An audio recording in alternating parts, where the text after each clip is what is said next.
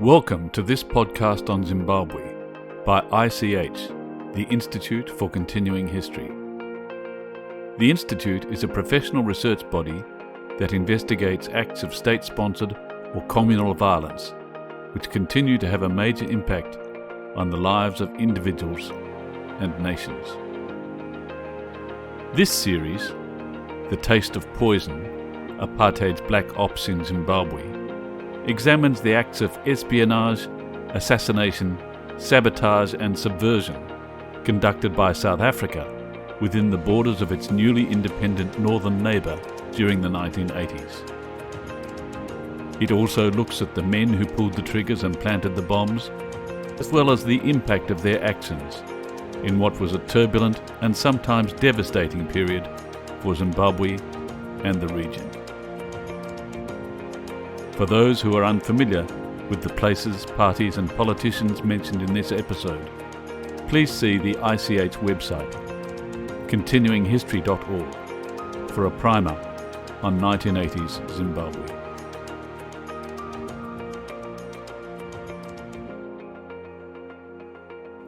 In Part 1, we explored the ideas and historical context that underwrote Apartheid South Africa's policy towards Zimbabwe in the 1980s.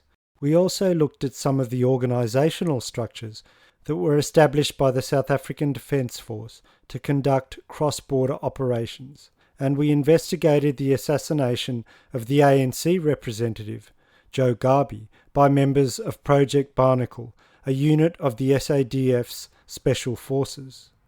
In this episode, we examine how Gqabi's killing marked an intensification of South African special operations in Zimbabwe, and at how, in parallel, there was an escalation of countermeasures by Mugabe's Central Intelligence Organization. You are listening to a podcast from the Institute for Continuing History, written and presented by Dr. Stuart Doran. The website of the Institute for Continuing History is continuinghistory.org.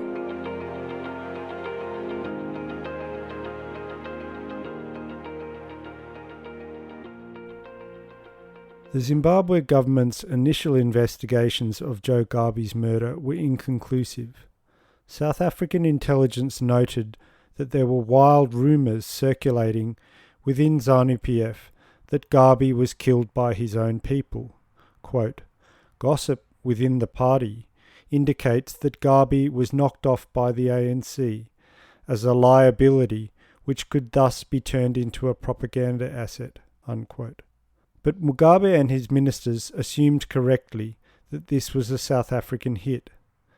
2 weeks after the incident, a British diplomat reported that, quote, "The Zimbabwean authorities still have no firm evidence as to the identity of the assassins, but there is a general disposition to blame the South Africans." Unquote. Indeed, only 2 days after the killing, staff of South Africa's so-called trade mission, its unofficial embassy in Salisbury, were warned by a senior member of Mugabe's office, quote, "that Mugabe and the government here hold South Africa responsible for the assassination, and that senior members of the trade mission in particular are now targets for possible ANC retribution." Unquote. The Zimbabweans were still sifting through the background to Gqabi's killing and had only just buried him when the South Africans struck again. On the night of the 16th of August 1981, an explosion occurred at the Central Ammunition Depot, 35 kilometres northwest of Salisbury, triggering a monumental series of detonations that eventually destroyed 70% of Zimbabwe's total ammunition stocks. The depot's holdings had recently been swollen by a disarmament exercise during which former guerrillas awaiting integration into the army had their weapons and ammunition removed from them. Rockets and other types of ordnance landed up to 6 kilometres away, and a bunker containing 300 tons of Air Force bombs collapsed. The bunker was later destroyed in a controlled explosion that measured 0.3 kilotons in force and shook windows in the capital city. Remarkably, there were only 3 minor injuries when the depot went up in smoke, despite the fact that it was located alongside the Army's Nkomo barracks, which housed the parachute regiment and other units. A board of inquiry was rapidly convened with the assistance of technical experts from the British and Yugoslav armies. The inquiry's report was not published, and all copies were later said to have, quote, disappeared, unquote. But one member of the board confided privately on the final day of procedures that, quote, the inquiry is likely to find the cause of the explosions to be an accident caused by cigarette ends being thrown onto a tent containing a large quantity of gas containers, which ignited and began exploding, unquote. The containers landed on rockets, quote, whose motors ignited and flew in all directions, some striking ammunition bunkers, thus setting off a chain reaction, unquote. The inquiry's members thought, quote, that there was a remote possibility of sabotage, with theft being the motive, because some of the depot guards had been selling gas containers to the public, unquote. But they judged that there was, quote, no evidence of subversive sabotage at all, unquote. Despite the absence of hard evidence, Mugabe seems to have suspected the hand of South Africa, as with Gqabi, and again he was correct. The proof was to come to light in due course as the government reconfigured its counter-espionage response to the South African threat. The recalibrated Zimbabwean strategy was intended to strike a balance between unnecessary provocation of the South Africans and a desire to take more aggressive action against possible South African agents within the country's borders. In the first place, care was taken to ensure that the ANC continued to be unable to use Zimbabwe as a base for military action against South Africa. The South African Trade Mission reported intelligence during October that, quote, Minister of State Security Emmerson Mnangagwa has given instructions to the CIO and the security service within Zanu-PF to watch the activities of the ANC in Zimbabwe carefully. While persons are allowed to move through the country, it is an instruction that all possible measures must be taken to prevent them taking through weapons and ammunition to the Transvaal, unquote. Intelligence received by the SADF's Chief of Staff Intelligence, or CSI, confirmed that the Zimbabweans were adhering to that policy. Meanwhile, Mugabe's security agencies upped the ante in pursuit of subversives. Using the significant latitude provided by state of emergency regulations, they cast their net further and wider than before. They became less concerned about collateral damage, more paranoid, and frequently targeted innocent citizens. Yet there was a kind of crude mathematics at play in their approach. In expanding their lists of suspects, the probability of catching enemy agents increased alongside the collateral damage, and there is little doubt that they began to exert greater pressure on genuine South African operatives. You are listening to a podcast from the Institute for Continuing History, written and presented by Dr. Stuart Durham. The Institute's core work is cutting-edge, original research on some of the world's best concealed acts of mass violence.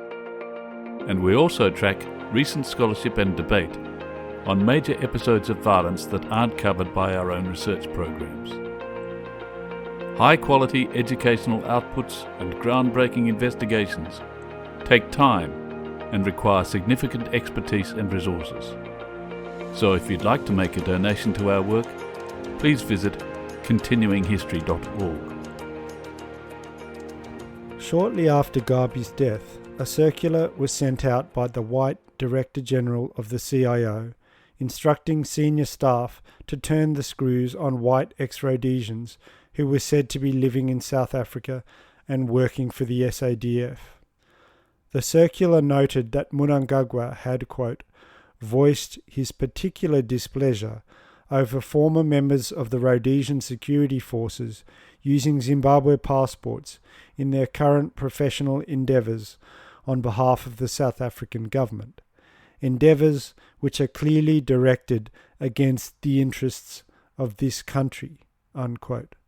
CIO officers were ordered to arrest anyone on the list who was entering Zimbabwe on a Zimbabwean passport, and to interrogate and report on any of those individuals who entered on a foreign passport. The list contained the names of a number of people who were working for Project Barnacle, including Gray Branfield, Neil Creel, and Peter Stanton. Similar instructions appear to have been issued to turn up the temperature on former members of the Rhodesian security forces living in Zimbabwe, and it wasn't long before some of those on the South African payroll began to feel the heat. The experience of John Gartner, a former Selous scout, is a case in point. Gartner had been recruited by Creel in 1980, and by 1981 was living in Bulawayo and conducting reconnaissance for Project Barnacle, using a job at a private security company, Fawcett Security, as a cover. Gartner was not at first aware that his boss at Fawcett's, Alan Trousdale, a former member of Special Branch, was also a South African agent. Gartner had had his first brush with CIO after CSI agents had tried unsuccessfully to kill Gqabi with a car bomb in February 1981. Gartner was warned that the CIO was looking to arrest him because he had come across the border from South Africa shortly before the attempt on Gqabi and had been in Salisbury when the bomb was found. Being uninvolved in that particular operation, he took a gamble and handed himself in, after which he was questioned by CIO and managed to convince his interrogator that he was not mixed up with the South Africans.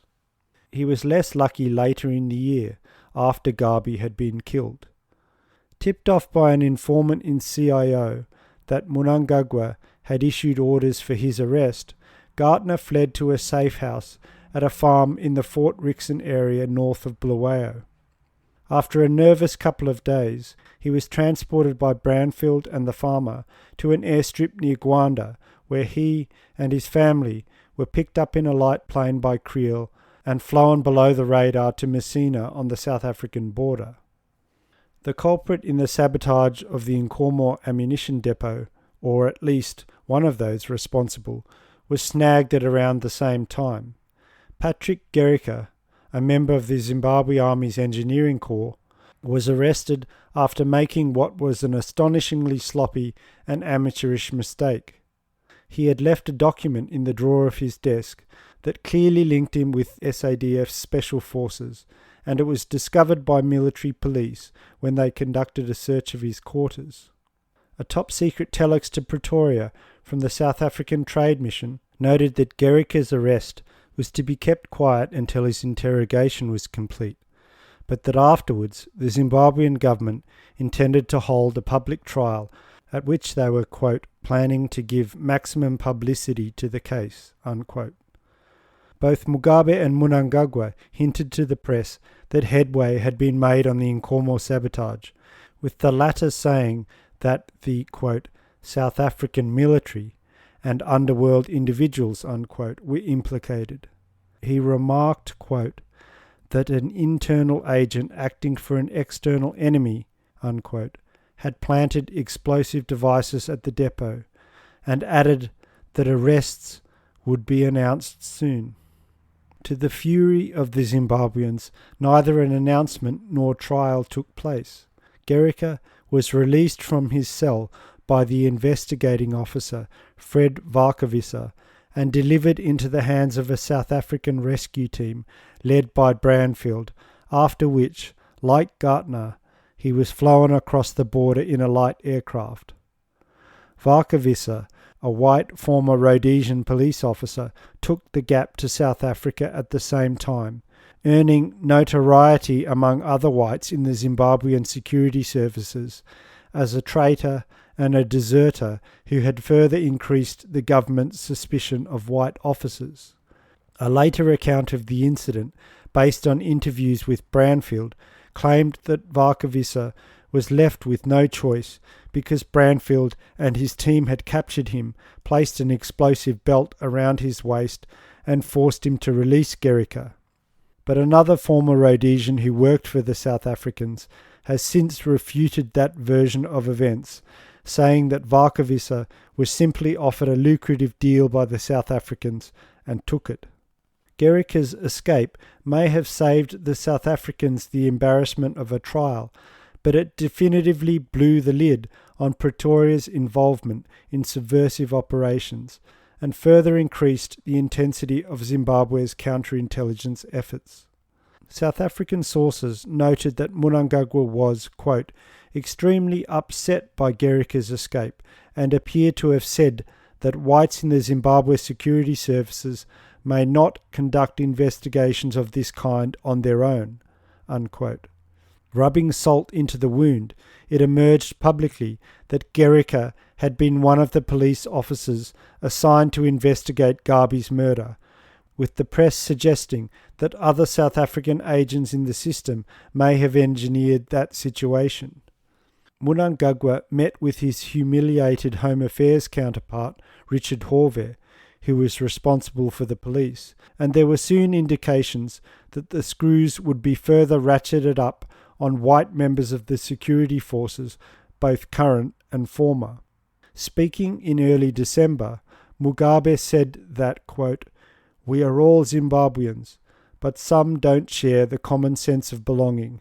They have one foot in Zimbabwe and another in South Africa. We ask these people to have their feet in one place. We will facilitate where they want their 2 feet to be, unquote.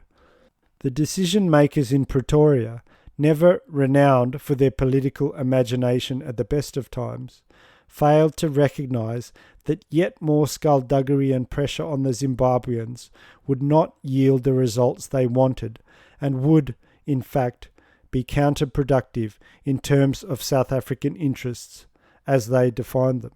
In October, the SSC, the State Security Council, reviewed its Zimbabwe policy and doubled down on the decision it had made in 1980 to squeeze the Mugabe regime. The SSC assessed that Zimbabwe was, quote, under pressure from other African countries to support a black revolution in South Africa, unquote, and remarked that the aim must be to, quote, prevent the Zimbabwe government from prejudicing South Africa's interests, unquote, in that and other respects. Such an objective was, in the main, already being achieved, but the government of P.W. Botha was naive enough to believe that it could go beyond that and push the Zimbabweans into a closer relationship with the apartheid regime. The SSC asserted that, quote, the disposition of the Zimbabwe government must be changed to a sympathetic and non-hostile attitude, and the government must be moved to promote common interests with South Africa, to establish, eventually, a Southern African constellation of states, unquote. The so-called constellation of states was a South African pipe dream that envisaged a friendly and economically dependent group of black neighbours who would be content to see South Africa evolve domestically without external interference. The SSC's action plan therefore denoted the continuation of activities aimed at enhancing Zimbabwe's economic dependence on South Africa. Such actions included, quote, coercive measures when absolutely essential, unquote, and had already involved the sabotage of alternative trade routes, such as the ones that Zimbabwe was trying to open through Mozambique, and interference with the flow of goods through South Africa. On the security side, the SSC reiterated that the SADF must, quote, combat any possible terrorist action from Zimbabwe territory and, if necessary, retaliate with SSC authorized action, unquote. Security agencies were also instructed to, quote, prepare contingency plans for neutralizing identified targets, unquote, and were given a final and conspicuously broad mandate to, quote, take security action in the interests of South Africa, taking into consideration the normal approval procedures, unquote. Pretoria's unrealistic reading of Mugabe's pliability and its reflexive recourse to military options perhaps explains why, at a moment when the Zimbabweans were more aggravated than they had ever been about South African subversion, the SSC gave the green light to the boldest and most personal attack on the Zanu-PF government since independence. You are listening to a podcast from the Institute for Continuing History, written and presented by Dr. Stuart Doran. If you'd like to learn more about the Institute's work and explore some of our other projects, please visit continuinghistory.org. On the 18th of December, a massive blast rocked central Salisbury during a Friday lunch hour. A 20-kilogram bomb had been detonated at the heart of Zanu-PF headquarters, by some accounts in the conference room where the party's central committee was due to meet. 7 were killed and 124 injured, most of whom were passing by on the street or queuing in an adjacent bakery. There were suggestions at the time from different sources that the explosion might have been an accident or, as the South African Trade Mission speculated, the work of a black Zimbabwean opposition group. But this was a case of the left hand not knowing what the right hand was doing. The Trade Mission was only 500 metres from the site of the blast, but a long way from the most recent machinations of the SSC, and was left in the dark.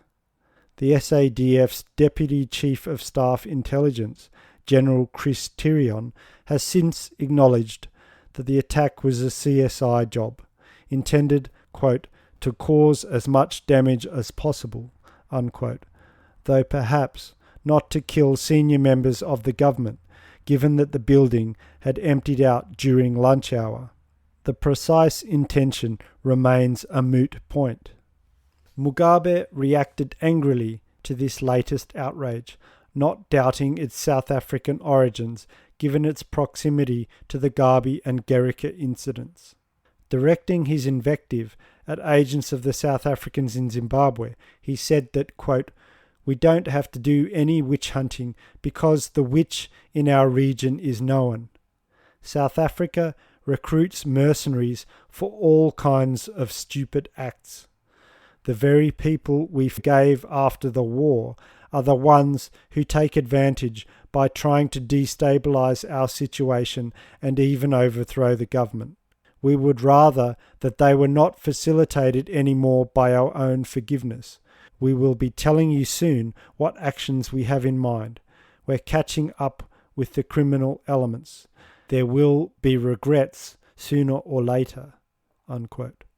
He wished his criminal fellow Zimbabweans a happy Christmas and New Year, and soon had the satisfaction of seeing that early 1982 was as miserable as he hoped it would be for some of South Africa's moles. On the 31st of December, all white members of the CIO at the organisation's headquarters were ordered to leave their desks while a search took place. 3 were arrested when illegal weapons and other incriminating evidence was found. 2 of them, Philip Hartlebury and Colin Evans, admitted to involvement in the Gqabi operation and said that they had been recruited by another member of the CIO, Geoffrey Price, who was the head of Mugabe's close protection unit. Price subsequently managed to flee to South Africa before he was arrested.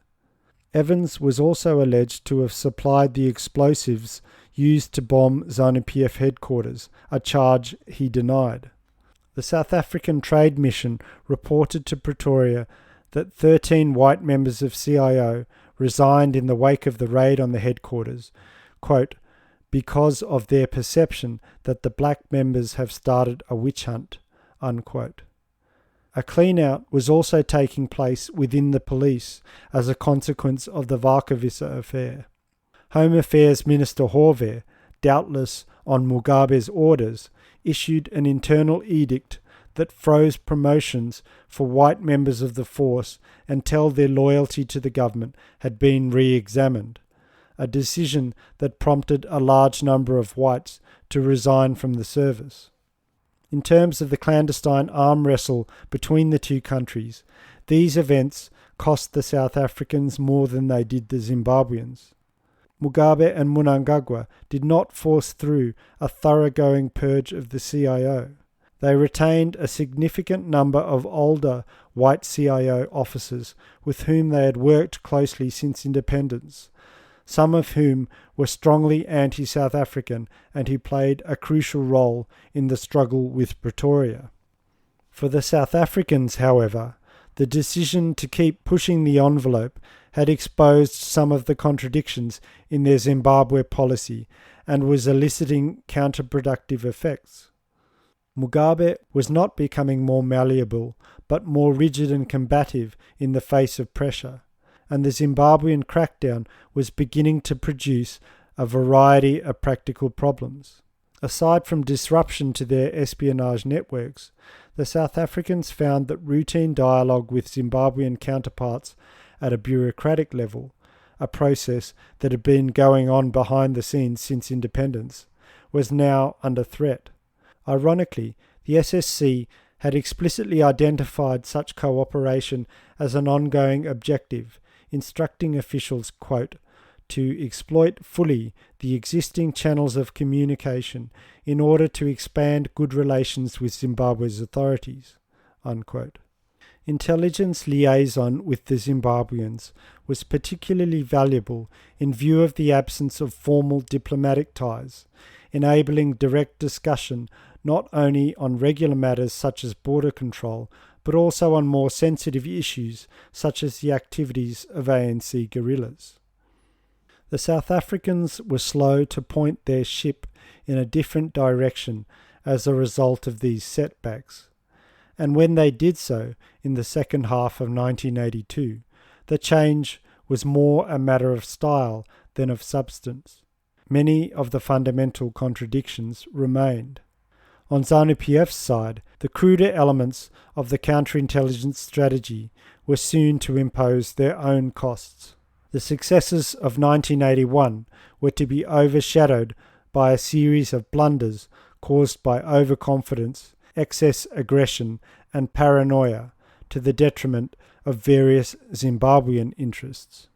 In one sense, ZANU's leadership was not dissimilar to that of the apartheid regime, notwithstanding the vast ideological differences between the two. Both instinctively reached for boots-and-all solutions, frequently implementing them in a ham-fisted manner, and they were slow to discern the price tags or the alternatives. You have been listening to a podcast from the Institute for Continuing History, written and presented by Dr. Stuart Doran. The next episode in this series on South African Black Ops deals with the sabotage of Zimbabwe's Air Force and Pretoria's attempts to develop a rebel movement in Matabeleland, among other events.